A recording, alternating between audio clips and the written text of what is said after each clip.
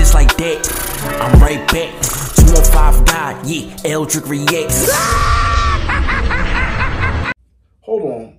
My back been hurting me. The Young Bucks! You heard the announcement. It's 215 God if you ain't heard ask around. Yeah. I'm Eldric Valentine. You up your grind when I'm around? Yeah. AEW Fight Forever.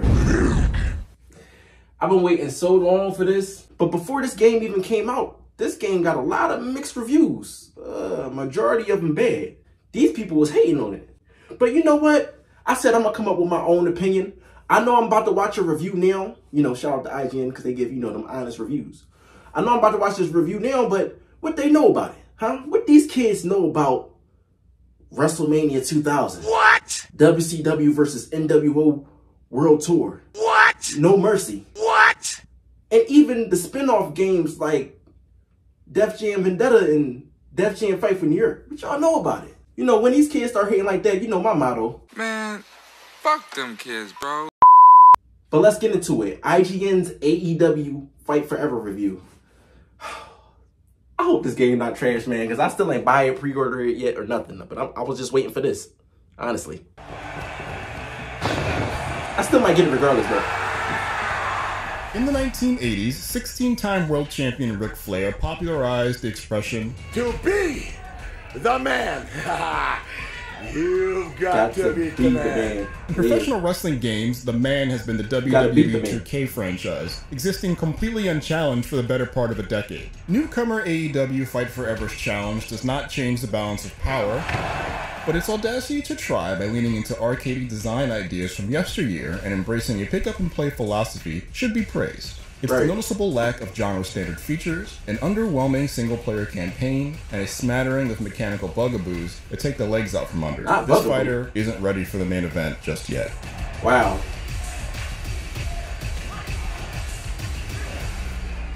Paper champ. In the style department, Fight Forever comes out swinging with cartoony character models and energetic animations. Most of the 52 available competitors have well-rendered caricatures. Kenny Omega and John Moxley is among my favorites. Even the ones that seem off, like an air fryer-shaped Chris Jericho, get the benefit of not needing to be realistic to get the appropriate vibe across. When they get busy in the ring, there's an almost Def Jam Vendetta-like exaggerated explosiveness to every bump, kick, and punch that ramps up the over-the-top nature of the aerials and acrobatics of wrestling in the way that comic books do for superhero violence. Outside of the lively animations, there's a small number of occasions where some moves can actually affect the way you play in cool ways that I haven't seen before in a game like this. For example, grumpy Dutch goth kickboxer Malachi Black can spray black mist into opponents' eyes when it gets desperate. If you're on the receiving end, your controls will scramble for a few brief moments. That's kind of cool. I never seen that like that. Outside of the ring was as evocative. Most menus are clean, but not at all interesting. The very few voiceovers in Fight Forever mostly range from fine to terrible. Legendary wrestling broadcaster Jim Ross being among the worst offenders in this or any wrestling game. What? There's a revolution in pro wrestling.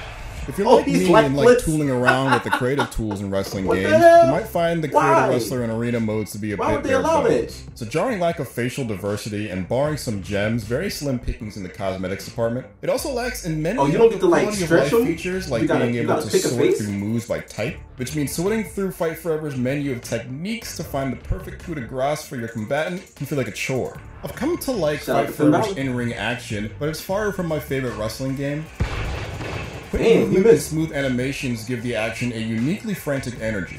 The nuts and bolts of combat are simple in theory, and will resonate with anyone who's played a wrestling game in the past. The punch, kick, and grapple buttons all do different moves when paired with the directional tilts from the movement stick, and vary between weak and strong depending on if you tap or hold them, so there's certainly no shortage of options. Though it's very similar to current popular wrestling games, it lacks their polish and responsiveness. Sometimes a strike combo or grapple sequence goes off without a hitch. Occasionally, though, attacks just kind of miss inexplicably.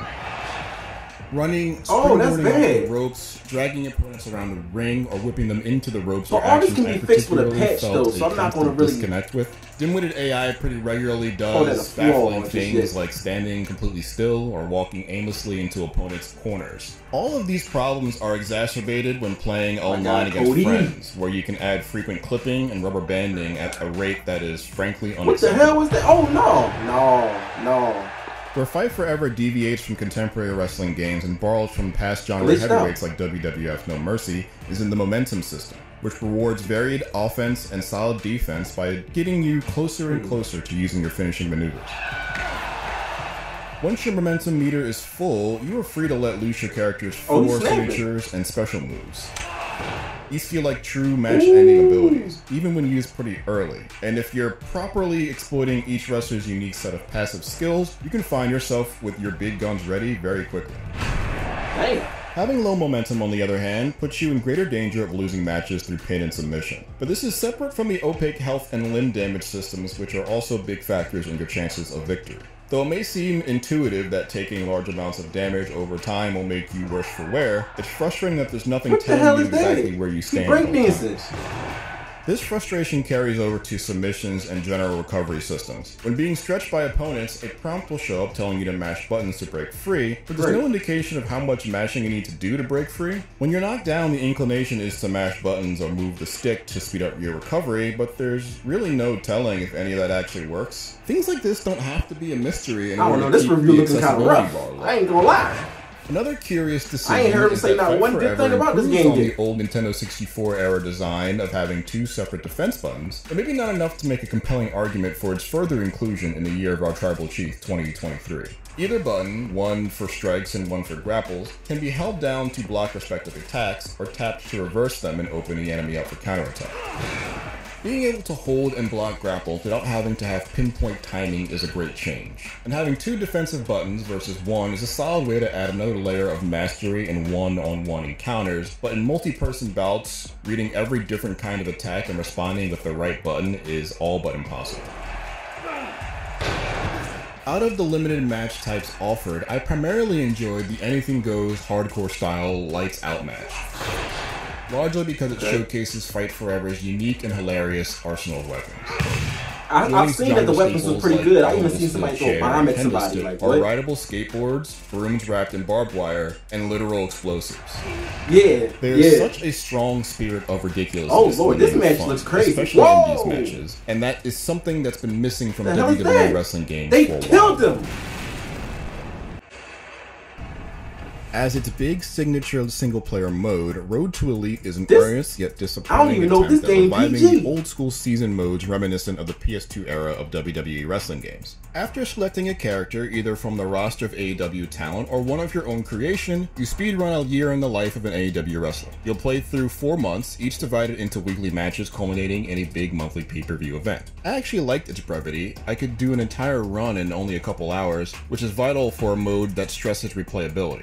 The stories your character really? will find themselves in are largely silly and bad, but not completely outside the 4 bounds of pro hours. wrestling. And unlike the My Rise What mode in the Enrico 2K say, games, which often 4 feature short, gimmicky hours. subplots in service of a larger, overarching you know, storyline, you know. these are all just stop-and-start angles with no real meat on them. Stories can branch, allegedly depending on wins and losses. I'm on my 3rd playthrough of Road to Elite, but I've only seen half of the 12 different stories available to find, with no real direction on how to see the others. Also, Road to Elite has some light management they elements keep, that are a like, bit undercooked. it's no During each strong week, you can do positives things like work out to gain skill points, in to this boost your review so stats, far. go I sightseeing fear to for earn that temporary final score. I motivation fear buffs for for it. your next match, or sample some of the local cuisine and regain the energy it takes to do all of that. All of your skill points are completely useless if you choose a non-created character though, as their stats can't be changed. Created wrestlers start with the bare minimum, and without any practice, new players are likely to get bullied by some of the top-end, fully equipped opponents that they'll be paired with and against. So you early come on. up there, There's a bunch of you potential start in as this a mode, jabroni? but it goes unrealized here. Man, Unrealized What's the potential break, man? feels like the story of AEW Fight Forever as a whole. So much of it feels like a very good start, going full gear with bouncy animations, the quick pace of the action, and fun, effective character design. but almost all of its good ideas are hampered by bugs and opaque or outright useless systems. Its big single-player mode is poorly written, and though it's a relative breeze to complete and full of branching options, it's all out of good ways to point you to them. There's a strong foundation to bet double or nothing on in a sequel down the road, and I think there's still fun to be had here with like-minded friends who are content with casually beating each other up, but this is no wrestling game revolution. Oh, they said it's mid! For more in the way of fists and feet, check out a review of Street Fighter 6. Oh. Anything else? A 6 is so